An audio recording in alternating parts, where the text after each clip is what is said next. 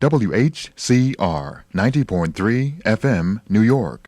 Good morning, Harlem, and welcome to the Ruth Hunt Show. I'm your host, Ruth Hunt, and I have a marvelous guest on with me this morning. I'd like to introduce Mr. Leonard Burnett.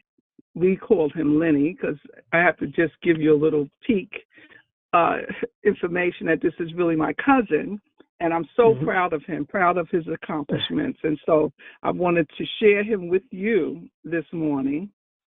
And so, Lenny, welcome to the Home Community Radio. Well, thank you, Cousin Ruth. Thank you for that beautiful introduction. You know, the family will say anything, you know. They're always in your corner. So I appreciate and love you. Yes. So some of you may know Lenny, because he is, and he has been a Harlemite for many years, and I'll let him tell you about that. But he is, you might know him from his, he's a media thought leader in film, TV, executive producer, and distributor. He's an author and an entrepreneur. And Lenny brings over 3 decades of industry expertise to the forefront of urban media and multicultural marketing. He's a distinguished graduate of Florida AM University. On your yeah, of course, FAMU is what they always go say. Rattlers, go Rattlers. And he's celebrated for his pioneering contribution to the media landscape. I knew a lot of his work through the magazine industry. So, Lenny, why don't you tell us a little bit about how you got into the magazine business? Sure. Well, again, thank you, Cousin Ruth, for having me on your show. Fabulous show, and always excited to speak to fellow Harlemites. And I'll give you an update on that in a little bit. But, yeah, so I got into the media sort of in an odd way. When I got out of school, I was a business major. I went to University of Michigan for a couple of years, then graduated from Florida A&M School of Business, SBI program, School of Business Industry. And always knew I wanted to be an entrepreneur because of my father and his businesses throughout the years. But moved to New York with a friend of mine, Keith Clinkscales, was my business partner for probably 20 years. And we knew we were going to get into business, but we didn't know what it was going to be. He worked for the company called Chemical Bank. I sold hospital supplies for a company called Baxter Healthcare. And so we, decided that we were going to try to do something in media. Keith, working at Chemical Bank, worked with a lot of people in the media industry. And we said, well, let's buy a television station, and we looked at the cost of that, looked at our checking accounts and did not have the money to do that. The same thing with radio stations. Didn't have enough money to buy any radio stations. But then at the time, there was the advent of a technology. The Mac computer was out, and there was a software package called Desktop Publishing, which is a platform, a software package called Quirk, which allowed you to do layout and design on a computer the same way they would do it with magazines on the presses. And so we decided we're going to do a magazine. And then, of course, because Keith was a writer and I sold hospital supplies, that meant we could start a magazine.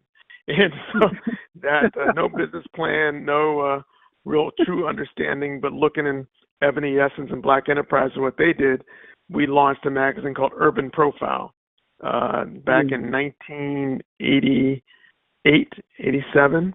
And we did that while we were working full-time at the various companies we were at. And then in 1990, we moved to Baltimore after Keith graduated from Harvard Business School, and we did it full-time with 2 other partners.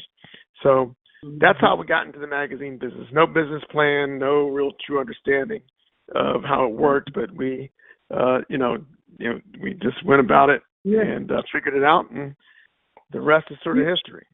Yeah, well, a true entrepreneur with a creative, with a vision, and that was how you were able to get to fruition. It says a lot about your, tenacity and determination, and I guess too. Now we had to, give a little bit of credit to Lynn Senior, because I'm not. You didn't say it, but I'm going to say it because I'm also proud of him. That Lenny's father was a professional football player. Yes. And I used to love the Pittsburgh Steelers. They had some, I'm not really into football, but they had some bad brothers that were with, I remember Mean Joe Green and all of those heavy players. So, he was your father. So just to say that, because I'm really into genealogy and standing on the shoulders of our ancestors and our parents. We had Deidre Tate last week talking about standing on her father, Bob Tate's shoulders. And so you stand on the shoulders of your father, who has been and is a wonderful businessman. So just tell us a little bit, because I love the relationship that you have with your father. Yeah, I mean, when people ask me who is my major mentor and who do I look up to, it is 100% my dad, who, as you mentioned, he played professional football back in the early 60s with Steelers, him and my uncle, Brady Keys. But my dad really early on, just by watching what he did and the way he went about doing business really inspired me to be an entrepreneur. It really, and almost even pushed me to be an entrepreneur, because my dad and uncle, who also played, Brady played for the Steelers, they had fast food businesses throughout their careers. Started out with All Pro Fried Chicken in Pittsburgh, and then went on to own Burger Kings and KFCs throughout Detroit, and then on throughout East Georgia. And so growing up in Detroit and in high school, I worked in the Burger Kings and KFCs, and really felt that business was a family business. And it was, because we were sort of all doing different things, but I thought it was a family business that one day I would run, I came home from college one day and was talking to my dad and asked him when he was going to teach me the business. And he asked me, what do I mean? What do you mean? And I said, well, I just want to learn more about the business and how it works. And he says, well, you worked in the Burger Kings before and the KFCs. You know about all you need to know. And I was like, well, no, I was thinking, it's your business, and I'm going off to college. I'm gonna come back and I'm gonna take my learnings and help run the business. And you're a senior, I'm junior. One day you're gonna hand this business off to me. And he says, no, you sort of got it twisted. No, it's not a family business. It's my business, and one day I'm going to sell my business and make some good money, so you better figure out what you're going to do to create your own business. Good advice. Yeah. So, it took me about, several hours to get out of a funk of realizing that, all the stuff I was fronting to all my friends and girls throughout high school, that this is one day going to be my empire, was not going to happen. But anyways, he was very inspirational and supportive of everything that I've done, as well as my mom, who really, provided all sorts of other insights and guidance and a steady hand that I take with me and has led me to the success I have today. Absolutely. Shout out to Charlotte. She'll be mad if you don't shout her out. Oh yeah, we got to shout out to Charlotte, the fabulous of Charlotte. Yeah. So even though you didn't inherit the fast food industry business, certainly being so close to it would have given you the confidence that you could start your own business. So to start out and say you didn't have a business plan, you didn't have this, you started thinking right away, I'm going to open up a television, I'm going to have a television station, I'm going to have a radio station. That's really very positive, I'm not going to say dreams, but, your aspirations that have you do so many wonderful things in your career. So yeah, I think we're there are many blessings I have, but one of them certainly is, just in the, I grew up watching my dad and uncle run businesses. And that was, look, aside from raising a family and coaching my sports teams, but I mean, when they weren't doing that, my dad was at the office, and, I would, eavesdrop on conversations with lawyers and hear them talk about money and different, just personnel and things like that. So I had a front row seat to the ongoing, conversations around business. And so there wasn't even a second thought that one day I'd have my own business. I didn't know what it was going to be, but I knew that was my goal to have my own business. That's beautiful. So when you were with Vibe magazine, because I knew that you were associated with Quincy Jones, how did that come about, and how was it working with Quincy? Yeah, so what happened was, when Keith graduated from Harvard Business School, we moved to Baltimore, Maryland, with a couple other friends to do Urban Profile full time. And we had, actually, interestingly enough, we moved to Baltimore, weren't making any salaries. I lived off my 401k. I thought I had a bunch of money, I was able to live off of that. That was You were young. You were young to have that. Yeah, to fall back I was 24 years old. I think when I quit Baxter, I think I had $30,000 in 401k that I pulled out, monthly, and was living off of that. So Baltimore was pretty cheap then, so that was cool. We went there, and we merged our company, or a gentleman, Tyrone Taborn, who owns Career Communication Group, bought our debt. We had gotten a loan from, believe it or not, Robert Kraft, who owns the New England Patriots. Keith was a classmate with his son, Jonathan. And so they gave us a loan of $30,000. But we paid him back and were able to have a clean slate. But during that time, Vibe had done a test issue. And in one test issue, they had more ads in that issue than we had in all the 4 years we've been doing Urban Profile. 4 or 5 years we've been doing Urban Profile. So, we were like, oh, they're backed by Time Magazine, they're sellouts. And, that was cute, but we're out here grinding our own, and we're proud to be doing that.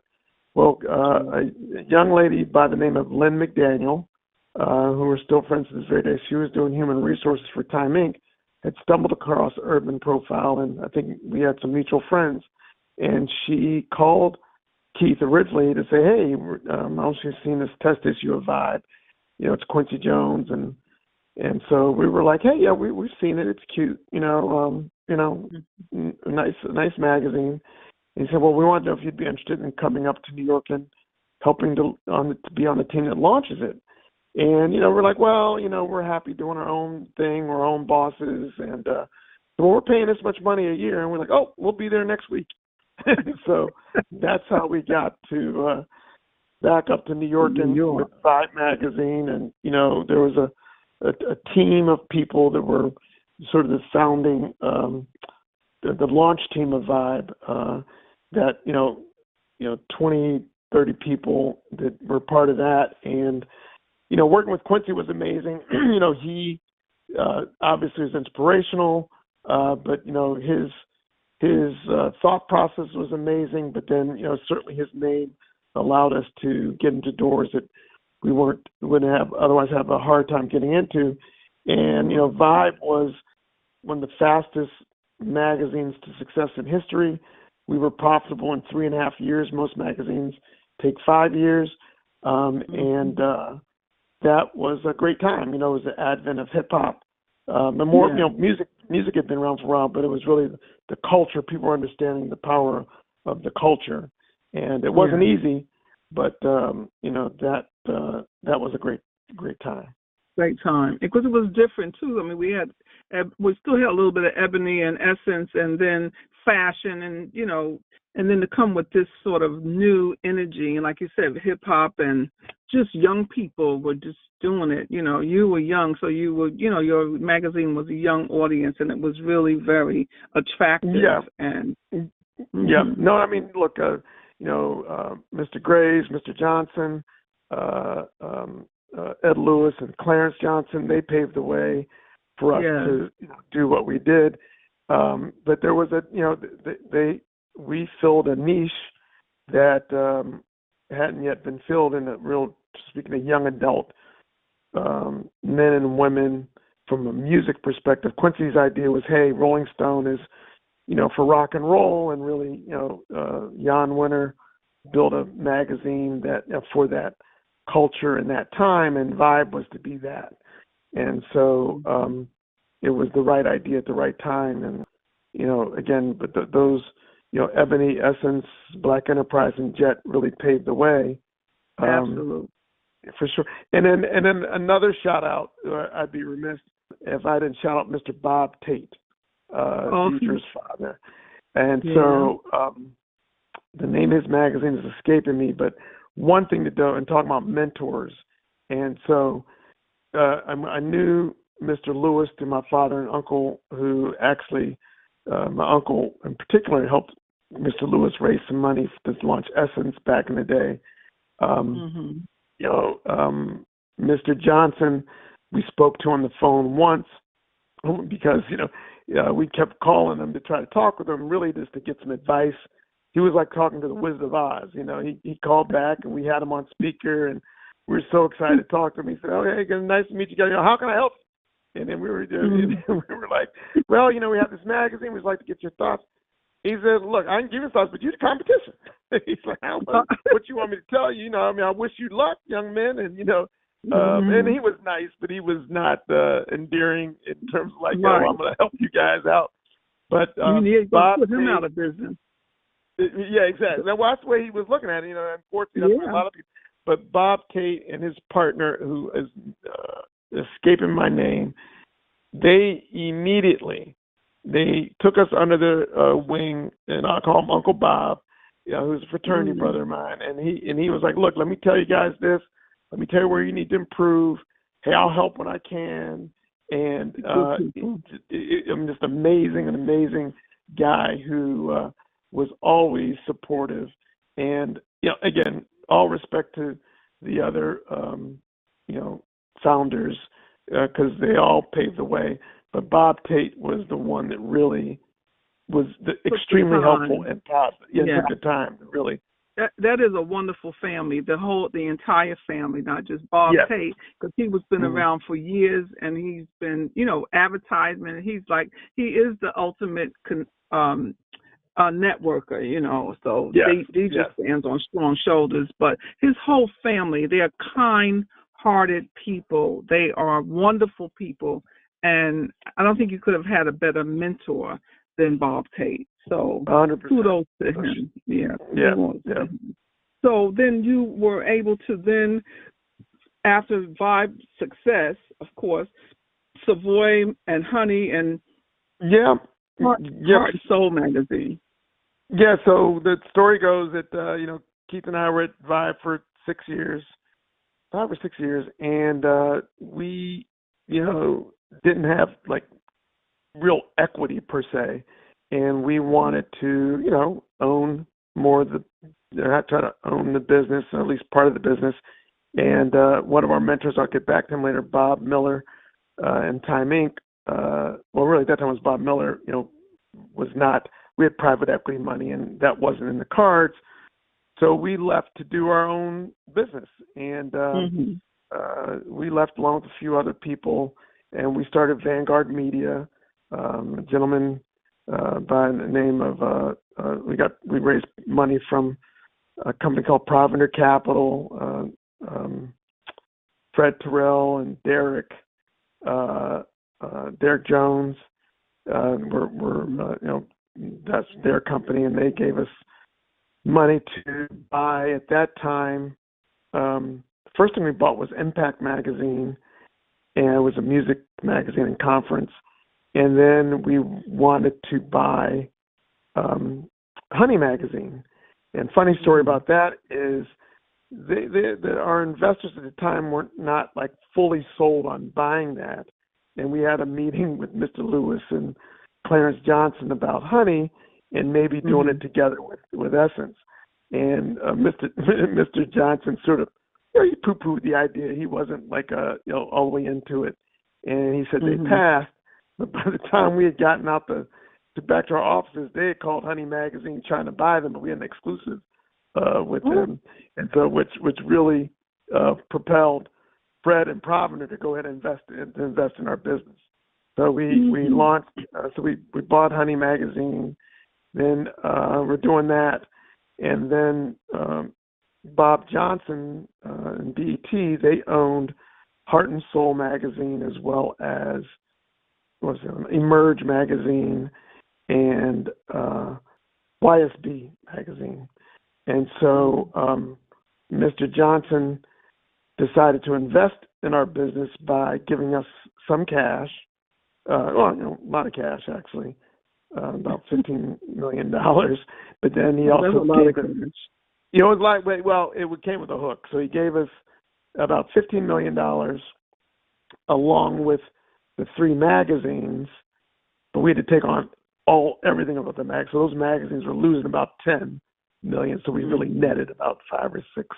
But and we shut down YSB, and then we're doing Heart and Soul, and we changed Emerge into Savoy magazine, which was actually an idea by Roy Johnson, really, who wanted to do a more lifestyle magazine, for more, like our version of Vanity Fair. And so, so we did that, and Vanguard Media was launched. The positives were we raised about $30 million. And through that raise, we had grown the business from 0 to about $35 million in top line sales, but learned a good lesson about how private equity works. When we raised all the money, we made 5 successful in 3 years, certainly under 4 years. And the business plan we had said that Vanguard was going to be profitable in about 5 years. And our investors were like, well, you say 5, but can you do it in 3 or 4? And we're like, no, 5 is a number. But they said, well, if you say you can do it in 4, we'll give you all the money. And so, of course, we were like, well, we'll do it in 4. But and one thing that, look, that people should know when you're raising money, you can have all the growth you want, but if you're not hitting the number that you say you're going to hit, it doesn't mean anything. It doesn't matter. And so we didn't hit the number that we said we would. Like I said, we grew. We went from losing $14 million to $7 million to $3 million, and we're trending to be profitable that 4th year, the 5th year, and but that wasn't good enough. So that company got put into bankruptcy, and there were a lot of factors that went into it. I mean, that was the time, if you can remember, when the .com era was really, booming.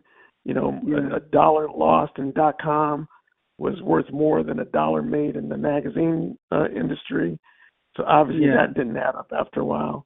And so, we had put a lot of money into the .com area and tried to bifurcate the two to sort of hedge. But, that was not in the cards, so that didn't work out. But then you had Uptown. Was Uptown after this? Uptown was afterwards, yes. So being a glutton for punishment, the magazine Vanguard was shut down the week of Thanksgiving, so it was a very tough time. Vanguard was a true, a family of a business. I mean, we worked hard, we played hard, we worked together, we played together, and it was a tough day when we had to shut it down. And then, for a moment, I was found out I was going to have my first baby with my then wife, and had to think hard about, hey, I did this entrepreneur thing for, 10, 12 years. Maybe it was time to get a real job. And so thought about a few different things, but landed on, decided to mortgage my house and start a magazine with my partner still to this day, Brett Wright, who also lived in Harlem at the time. And had an ad agency called New America, and we launched Uptown Magazine, which was to be sort of like a Gotham and Hamptons, but for, our culture, but on a national level. And so mortgaged the house and did that full time, and launched that in April of 2004. And 22 years later, we don't print the magazine anymore, but we're still a brand that's out reaching our audience. Yeah.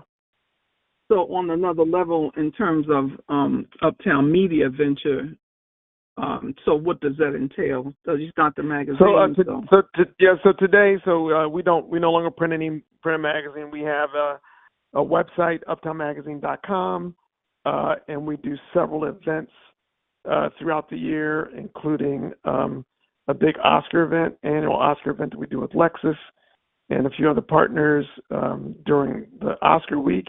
And then we do an annual event in Martha's Vineyard where we have a house we activate called the Uptown House. And then we also do several parties, but the main one is Uptown After Dark, which is a party that happens the second full week of August on that Thursday. And we typically have about 1,800 of our closest friends come out to hang out and party with us. Yeah. The photographs on Facebook, it just seems like, just the most fabulous event in the Hamptons, so I guess. Yeah, no, it's the party of the year in the Vineyard. And again, truth be just talking about, I think what, again, we've been blessed with, and, I've been blessed with, is really to have some great relationships over the years, and particularly with, some of the titans in media that paved the way for us. So the way us doing events in Martha's Vineyard came about was through BET, who would do an annual event at Lola's for one of their BET Her platforms. And then one year, they had to do some layoffs, and they called to say, hey, well, we'd like to take over that event. And we took over that event, and, that just evolved into what it is today, where we have Uptown House and the other parties. So that's how that sort of came about. That's fabulous. And, just so creative that I have to say, from your career has evolved and recreated itself, and you continue to reinvent yourself and to move with the times. So, yeah, no, I think one thing to those entrepreneurs out there, again, learned early just by watching others, but just seeing, you have to always continue to evolve and read the tea leaves and see where the industry is going. I always tell everybody, whatever industry you're in, you should become astute, read the trades, network, and, just always know that things don't always stay the same. And so, just the idea of, how to evolve and transform the business to associate with the times, and more so, and also your audience.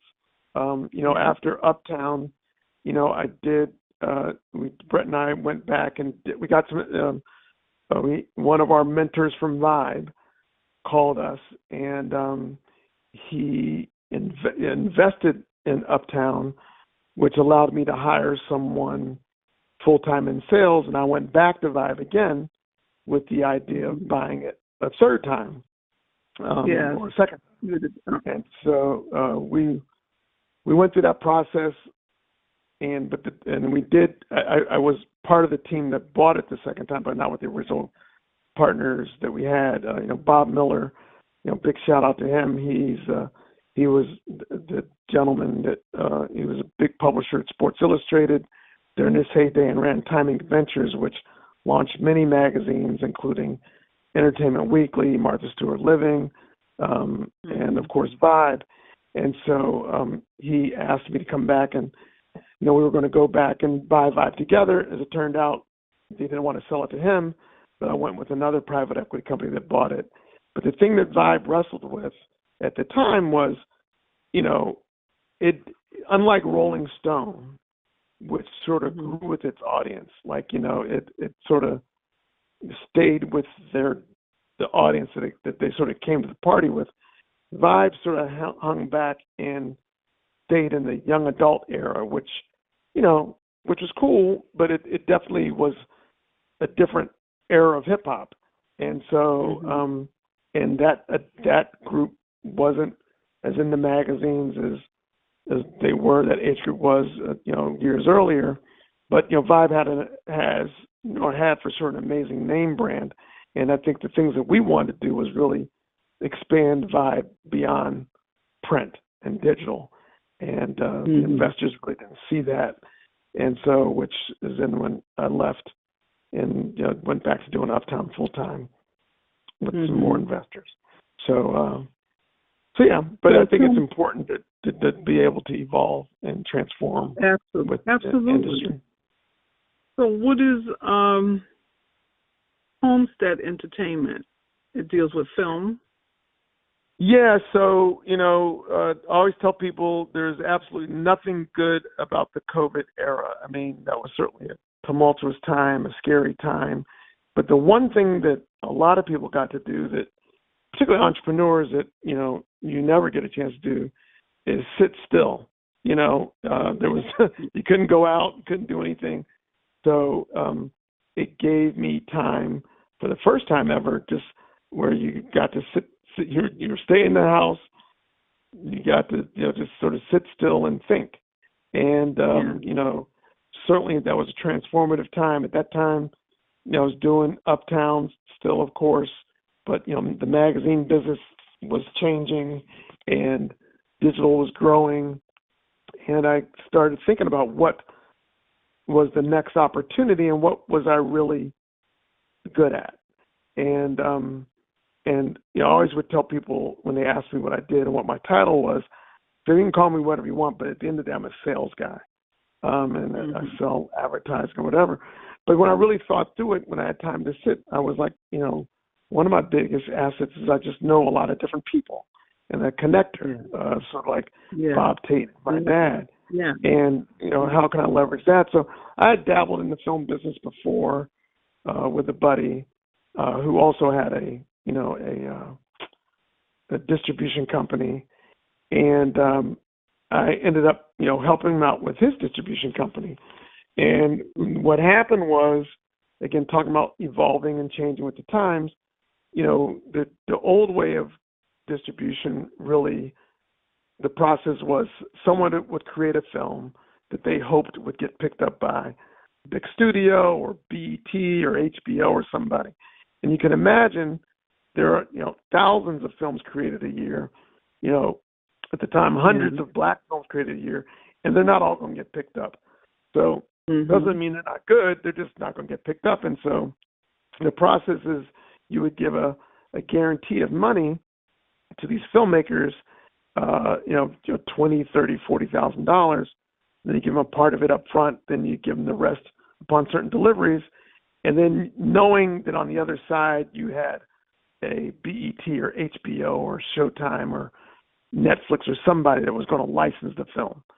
So it was, moderately successful, but it was a slug. I mean, it was a long process. And my partner told me to watch a film on a platform called Tubi, which I'd seen it, but I never watched it. And there was a film called, what was the film called? It was called Plug Love. So shout out to these guys from Detroit. They did a film called Plug Love, which I watched. And it was a good film. I mean, it wasn't going to win any Oscars or anything, and it was shot decently enough. Acting was cool, but it was entertaining. And my partner said, okay, he said, what do you think? And I said, I think it was entertaining. And he said, well, how much money do you think it cost him to shoot that film? I was a couple $100,000. He said, no, it was under $100,000 or $100,000 or below. I said, oh, wow. And then he said, guess how much money they made in about 18 months? And it made well over $1 million. And then, so that got my attention. And so Tubi, at the time was probably in 35, 40 million homes. It's now in over 80 million homes, and they're what's called an AVOD platform, which really is launched, the ability for, Black and brown filmmakers to have places to put their films and be able to, more importantly, monetize their films in ways they weren't able to do before. And so that was the launch of Homestead Entertainment, where we partnered with two guys from Detroit to launch the film company. Again, primarily a distribution company, and we also produced some films as well. And but primarily we're what's called an aggregator, and we deal directly with Tubi and Peacock and Netflix and Hulu and Pluto and platforms like that. Yeah. So did you have anything up in the film festival up in Martha's Vineyard?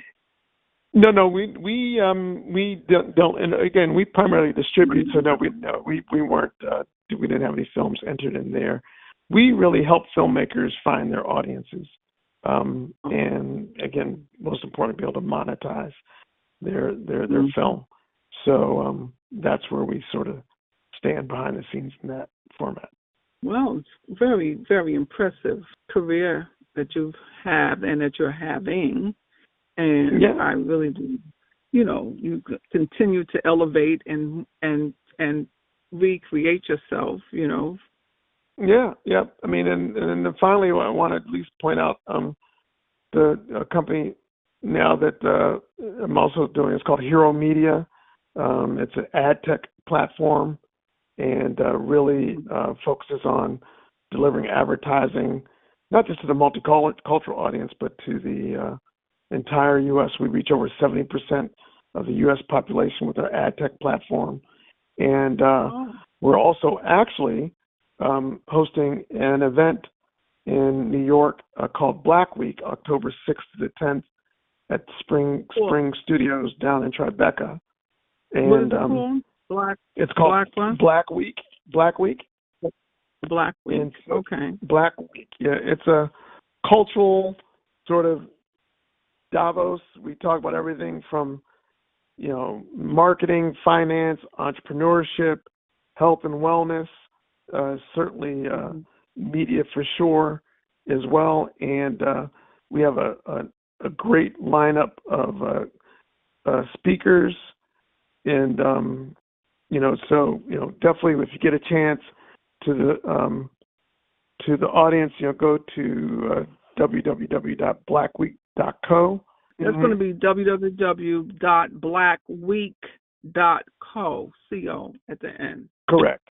Yeah, you can go and look at, but we have some amazing speakers to include Charlemagne the God, Don Lemon, Kenan Thompson, Joy Reid. So those are just some of and a lot of people, industry titans and leaders as well. So, a great lineup of folks. So that's going to be October 6th through the 10th. Mm-hmm. Well, I'm going to do one better too. So to all the listening audience out there, I'm going to give you and the audience a 40% discount code that you can use, which is LEN40. Okay. So when you go to blackweek.co and go to register, when you check out, type in LEN40 in the area with the code to get the discount, 40% discount. Oh, that's wonderful. That is a wonderful, wonderful gift. So I will not be in town because I will be, but we're going to promote it for you, but I will not be in town because I'm going to be, I'm on my genealogy groove by then, and I'm going to South Carolina with the Afro-American Historical Genealogy Society. As you know, I'm doing this work, and as a matter of fact, I am writing something for, Lynn and I are cousins. Our grandfathers are brothers, and they come out of Wilkes County, North Carolina, and they're writing a book down in Wilkes County about the first blacks. Well, they were the Hunts that were, because Lynn's great-grandfather was a Hunt, and just sort of trying to document the first blacks that came from the 1800s, and so that's why I'm going down to North Carolina and South Carolina for this conference. So I'll have to I can't wait to read more about that. Yes. Oh, that'd be great. Yeah. Okay, so is there anything else you want to share with our audience, with our Harlem community? Well, I do want to share one thing. So, after 35 years in Harlem, which I still call home, Detroit and Harlem, I call my home. I've now moved to Miami, Florida. I just recently, in July, moved to Miami, Florida. So my kids, again, when you're talking about all of my accomplishments, the one thing I do want to point out is the thing I'm most proud of are my two children. My son, Leonard Burnett Jr., and my daughter, Ronnie Burnett, who are my inspiration, love of my life. They're in college. My son's at Binghamton University as a senior, and my daughter is at LMU in Los Angeles as a sophomore. And so, they're on opposite sides of the country, but, it gave me the chance to sort of, after 35 years being in Harlem, decide to move to Miami, which has been an amazing journey as well. So, but Harlem will always be home. Shout out to, I always wear my Harlem American T-shirt. So, so that's a shout out to those guys. So that's Harlem will always be home. Absolutely. I'm a Brooklynite, but Harlem is my home as well. My church, Abyssinian. Yep. We have homecoming coming up. Homecoming this Sunday. Oh, wow. Yep. We're wishing you, all God's blessings and grace upon you. May you continue to do the important work that you do. Most importantly, that you enhance and you help as a trailblazer, and also for our young people as a role model, and that you can continue to evolve in the world of media and entertainment. It's very important that we have you in those places. And when you come to speak to us and share your story, you give inspiration to so many people, young and old, of the power of just being able to succeed just in believing in yourself. The thing what I get out of this interview with you is that you have believed in yourself from day one. When you said to your father, well, you're going to inherit this business, and you were a businessman, and you made your dreams a reality. You didn't go that route, but you continue to go on your own path, and you're blazing the way for others to follow in your footsteps, and you certainly are giving them the confidence that you can continue to reinvent yourself as you grow, and your story is remarkable. And I am so proud of you. Well, no, thank you. Thank you so much. And I'm proud of you. I think it's an amazing show. And I would like to add one more thing, and I'd be remiss, because we're talking about Harlem and truly, like I said, I've been blessed with many different men and women that have been inspirational or provided guidance or, just even some kind words of wisdom. But I think I'd be remiss if I didn't shout out Lloyd Williams, who recently passed away. And I sat on the board of the chamber for many years. But, talking about a titan and someone that was just a one of one, right? And the way he, inspired people, an advocate for Harlem, an advocate for Black people. And I had the opportunity to work with him and the team over at the chamber for many years. And I'd just be remiss if I didn't, just say what a blessing he was to be in my life. And, he's certainly going to be sorely missed. And I just want to wish him and his family well. Oh, thank you. Thank you, Lenny. Thank you. All right, my love. Well, I guess we're going to wrap it up because I told you we could just go on and on forever here, but... Well, no, I mean, look, I really enjoyed it, Cousin Ruth, and I'm proud of you, and thank you for including me, and happy to come on anytime. Okay, thank you so much. Enjoy that hot weather down, and I know you're not going to miss Harlem in December, January, and February. Nope, not going to miss it at all. Look, I'll see a lot of you guys down there sooner or later. You'll figure it out. The winners. Yeah. At some point, the winners are done. I'm not doing no more winners. Not on purpose. I agree. I'll see you soon. Yeah. Oh my okay. God. All right. God bless Thank you. Bye-bye. Right.